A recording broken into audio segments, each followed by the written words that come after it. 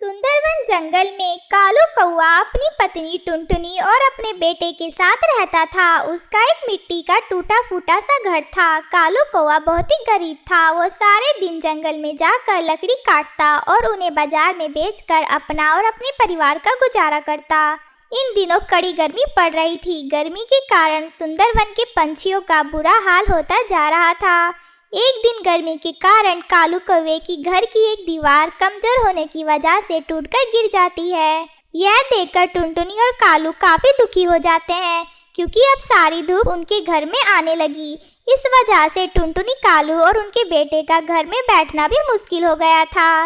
एक दिन दोपहर में, जी अब हम क्या करेंगे? हमारी घर की दीवार तो पूरी टूट चुकी है और पूरे घर में धूप आ रही है। हाँ पिताजी, घर में तो एक पल भी बैठा नहीं जा रहा है। आज हम एक काम करते हैं, हम तीनों मिलकर यह दीवार फिर से बना लेते हैं। मिट्टी की दीवार कब तक बनाते रहेंगे हम? वो हर 2 महीने के अंदर गिर जाती है। हमारा यह घर भी कितना कमजोर हो गया है, पता नहीं कब गिर जाए। तो क्या करें टुनटुनी, दीवार तो बनानी पड़ेगी ना, वरना ऐसी गर्मी में कैसे रहेंगे हम? दिन में गर्मी, रात में गर्मी, ऐसी गर्मी में तो हम तीनों बीमार पड़ जाएंगे। पिताजी, मेरा दोस्त चीकू है ना, उसके पिता ने घास का घर बनाया है और वो उसी घर में रहते हैं। यहाँ तक उन्होंने घास के तिनकों से 4 घर बनाए हैं। एक में वो रहते हैं और बाकी के घर उन्होंने किराए पे दिए हैं। घर के साथ साथ उनकी कमाई भी होती है। हम भी ऐसा ही करते हैं। मैंने सुना है धूप में घास के ऊपर पानी डालने से वो घास एकदम ठंडी हो जाती है, जिसकी वजह से उस घास के घर में बहुत ठंडा लगता है। गर्मी बिल्कुल भी महसूस नहीं होती उसमें। क्या जी, हम भी कुछ ऐसा ही करते हैं ना? अगर हमारा घर भी घास का होगा तो कितना अच्छा होगा। और घास के लिए हमें कौन से पैसे देने होंगे? वो तो हमें जंगल में ऐसे ही मिल जाती है। घास का घर कैसे बना सकते हैं हम लोग? पिताजी, मैं आपको बतलाऊंगा कि कैसे बनाना है घास का घर। चलिए पहले हम जंगल में जाकर घास को ढूंढते हैं। तीनों उसी समय जंगल की तरफ निकल पड़ते हैं। गर्मी के मौसम के कारण सारे पेड़ पौधे सूख गए थे। जंगल में कहीं भी घास का नामो निशान भी नहीं था। हम तो कितना दूर तक आ चुके हैं, पर यहाँ तो कहीं भी घास नहीं है। अब घास कहाँ से लाएंगे हम? बस टुनटुनी, हम इससे आगे नहीं जा सकते। यहाँ से कुछ दूरी पर एक विशाल जंगल है। सुना है वहाँ बहुत सारे जंगली जानवर रहते हैं। वहाँ जाना हमारे लिए सुरक्षित नहीं होगा। क्या जंगली जानवर? अरे बाप रे, नहीं जी, हम वहाँ नहीं जाएंगे। चलिए हम लोग घर चलते हैं। वैसे भी शाम होने वाली है और थोड़ी देर में अंधेरा भी हो जाएगा। चलो बेटा, हम घर चलते हैं। टुनटुनी और कालू जाने लगते हैं, पर उनका बेटा वहीं उदास खड़ा रहता है। यह देखकर कालू दुखी हो जाता है। बेटा चलो, मगर वह एकदम खामोश खड़ा रहा। तभी उसके पास टुनटुनी आती है और उसको धक्का देकर चलने को कहती है। चलो बेटा, कहाँ खो गए? घास मिल जाती तो कितना अच्छा होता ना माँ। तीनों जाने लगते हैं। तभी कालू के मन में एक बात आती है। लगता है घास ना मिलने से मेरा बेटा उदास हो गया है, कितना दुखी लग रहा है। अरे नहीं, मैं अपने बेटे को दुखी नहीं देख सकता। टुनटुनी, मैं क्या कहता हूँ, तुम दोनों घर चले जाओ। देखो अंधेरा भी होने वाला है और आज मैं लकड़ी काटने जंगल में नहीं आया, तो मैं यहाँ आ ही गया हूँ, तो थोड़ी लकड़ियाँ काट लेता हूँ और उन्हें बाजार में ले जाकर बेच दूंगा, जिससे कुछ पैसे मिल जाएंगे। तुम दोनों घर चले जाओ, मैं थोड़ी देर में घर आता हूँ। आप कल आ जाना, अभी तो अंधेरा भी होने वाला है, रात हो जाएगी। तो आप घर कैसे आओगे? टुनटुनी, इस जंगल में मेरा रोज का आना जाना है, तुम चिंता मत करो, मैं जल्दी से घर आ जाऊंगा। कालू की ये बात सुनकर वो दोनों घर चले जाते हैं। इधर कालू जंगल के गहरे हिस्से में चलता जा रहा था। मुझे तुरंत ही घास ढूंढकर घर जाना होगा। कालू उस जंगल के हर हिस्से से बाखूबी वाकिफ था। उसे पता था कि जंगल के किस हिस्से में खतरा है और किस हिस्से में नहीं। फिर भी बेटे की खुशी की खातिर वह जंगल के सबसे खतरनाक इलाके में घुस जाता है, जहाँ कई सारे जंगली जानवर रहते थे। कालू उस जंगल में डरते डरते घूमता है, मगर उसे वहाँ कहीं भी घास नहीं दिखाई देती। यह देखकर कालू दुखी हो जाता है। इतनी दूर आने के बाद भी घास नहीं मिली। ये जंगल की सारी घास आखिरकार कहाँ गायब हो गई? एक घास भी नहीं दिख रही है जंगल में। तभी एक जंगली चील कालू के पीछे लग जाता है। कालू उस चील को देखकर डर जाता है और खूब तेज जंगल की ओर भागने लगता है। बाप रे, ये जंगली चील मेरे पीछे कैसे पड़ गया? अगर इसने मुझे पकड़ लिया तो मैं मारा जाऊंगा। कहाँ भागूं? आगे पूरा जंगल ही जंगल है। कालू तेजी से उड़ता जाता है। तभी वह वहाँ छोटे से घास के गड्ढे में गिर जाता है। घास में गिरते ही कालू वहीं बेहोश हो जाता है। जब उसकी आंख खुलती है तो वह देखता है कि वो तो अपने पेड़ पर घास के ऊपर पड़ा है। उसके पास उसकी पत्नी और उसका बेटा भी खड़े होकर उसको देख रहे हैं। टुनटुनी भागो, यहाँ पर अभी जंगली चील आ जाएगा। चील आ जाएगा? अरे ये आप क्या बोल रहे हैं? आप अपने पेड़ पर हैं, अपने घर पर हैं। कालू उठकर देखता है तो वो अपने पेड़ पर था। ये देखकर कालू का सर चकराने लगता है। ये कैसे हो सकता है टुनटुनी? मैं जंगल में था और एक जंगली चील मेरे पीछे पड़ गया था। मैं तेजी से भागा और इस घास के ऊपर, अरे ये घास यहाँ कैसे आ गई? ये तो जंगल में थी ना। पिताजी, आप यहाँ बेहोश पड़े थे और आपके पास ये घास का गट्ठर भी पड़ा था। ये कैसे संभव है टुनटुनी? मैं जंगल से यहाँ कैसे आ गया? मैंने इस घास को हाथ भी नहीं लगाया, फिर भी यह घास यहाँ कैसे आई? मेरी समझ में कुछ भी नहीं आ रहा है। थकान के कारण आपको कुछ समझ नहीं आ रहा होगा। यहाँ आकर आप बेहोश हो गए होंगे और आपने यह सपना देखा होगा। अब आप आराम करो, फिर अच्छा लगेगा आपको। पिताजी, इतनी सी घास में घर कैसे बनेगा? यह तो बहुत ही कम घास है। बेटा, अभी तुम्हारे पिताजी बहुत थके हुए हैं, इस बारे में बाद में बात करते हैं। और फिर सवेरा हो जाता है। वह तीनों देखते हैं, वह थोड़ी सी घास बहुत ज्यादा घास हो गई थी। इतनी सारी घास देखकर उन तीनों के होश उड़ जाते हैं। टुनटुनी, इतनी सारी घास कैसे आई? तभी उस घास से आवाज आती है। कालू, इतना परेशान होने की जरूरत नहीं है। मैं एक जादुई घास हूँ।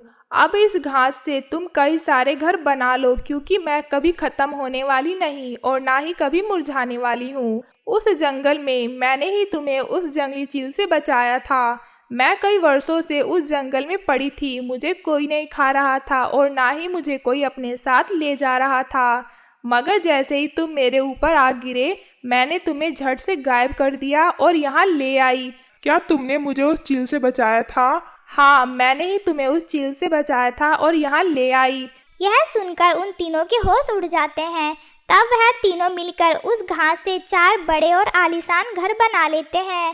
उस घास के घर को देखकर सभी पंछी हक्का बक्का रह जाते हैं। पिताजी, यह जादुई घास तो सच में कमाल की है। देखिए, हमारा तो 4 घर हो गया है और ये घर कितना सुंदर लग रहा है।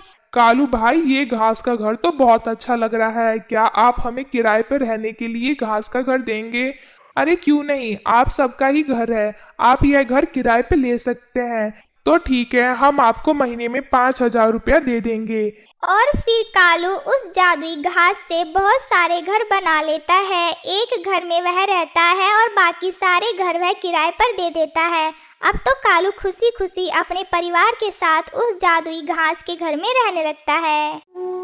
सुंदरवन के जंगलों में एक गरीब टुनटुनी चिड़िया एक पेड़ की डाल पर रहा करती थी, जिसका कोई नहीं था। जंगल के सभी पंछी टुनटुनी का मजाक उड़ाया करते थे। अरे भाई, देखो देखो, ये गरीब चिड़िया, इसका तो कोई घर भी नहीं, ना परिवार, बस ये इसी डाल पर बैठी रहती है।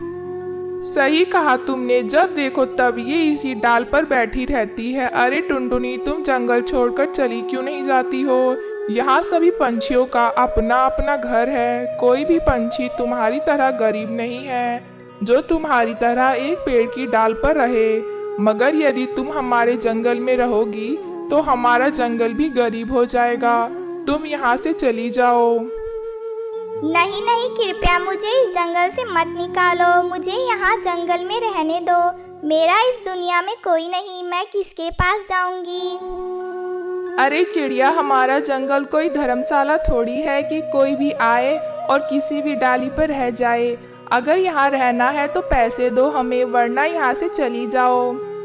अरे भाई, तुम भी किससे पैसे मांग रहे हो? ये ठहरी एक गरीब चिड़िया, ये कहाँ से पैसे देगी? इसी तरह जंगल के सारे पंछी टुनटुनी का मजाक उड़ाया करते थे। हे भगवान, मेरा अपना घर क्यों नहीं? आखिरकार ये पंछी मेरा मजाक क्यों उड़ाते हैं? अगर मेरा अपना घर होता तो मैं भी अपने परिवार के साथ रहती।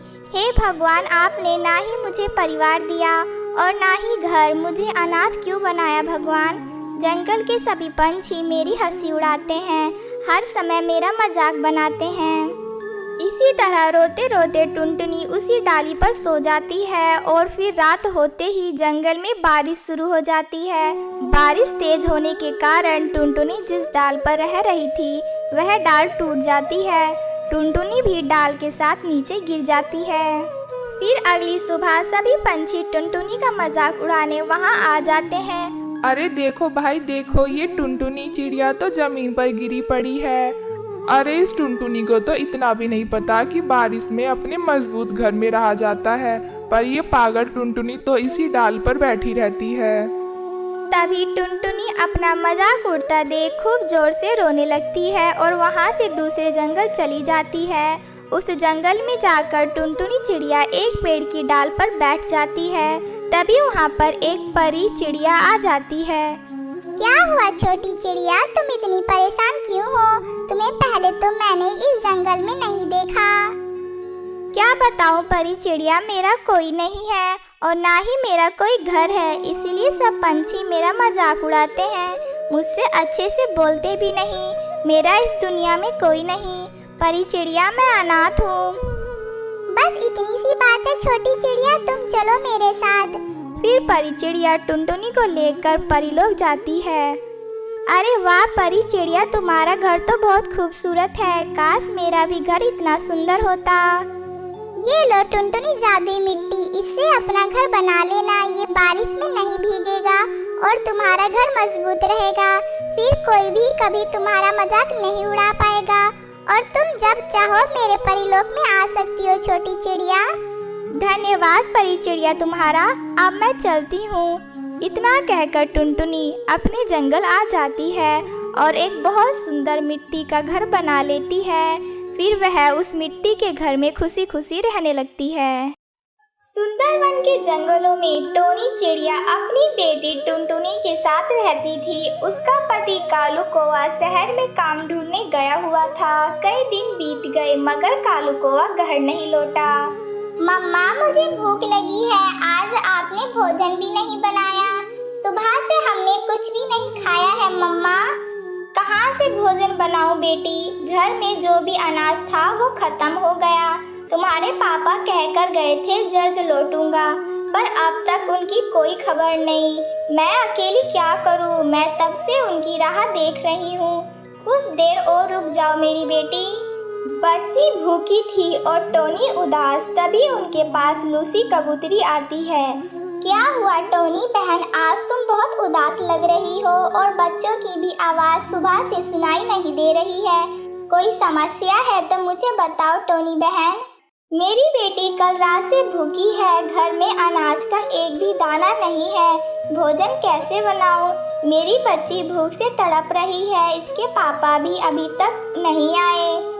तुम मेरे साथ चील सेठ के पास चलो, उनसे कहकर तुम्हें अनाज दिलाती हूँ। जब कालू आ जाए तो सेठ को पैसे दे देना। वो टोनी को लेकर चील के पास पहुँचती है। चील सेठ, ये मेरी पड़ोसन टोनी चिड़िया है। इसका पति शहर काम ढूंढने गया है।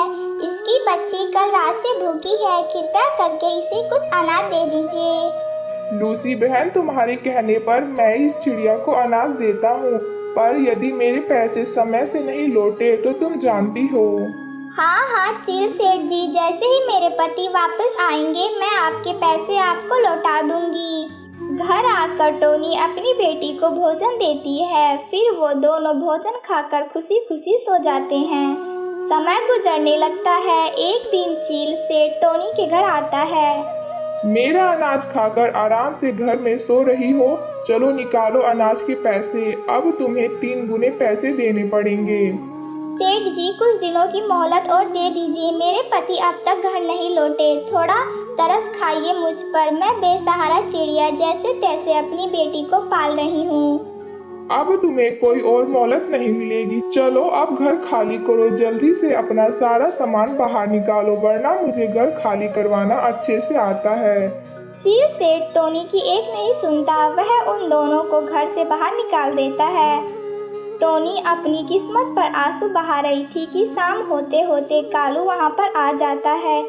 टोनी तुम यहाँ कैसे? फिर टोनी कालू को सारी बातें बता देती है। टोनी अब हम इस जंगल में नहीं रहेंगे, चलो मेरे साथ दूसरे जंगल में जहाँ मुझे नौकरी मिली है, शहर वाले जंगल में। वहाँ जाकर हम अपना नया घर बनाएंगे। फिर वह तीनों नए जंगल में आकर अपना एक बहुत सुंदर सा घर बना लेते हैं और फिर तीनों साथ में मिलकर खुशी खुशी रहने लगते हैं।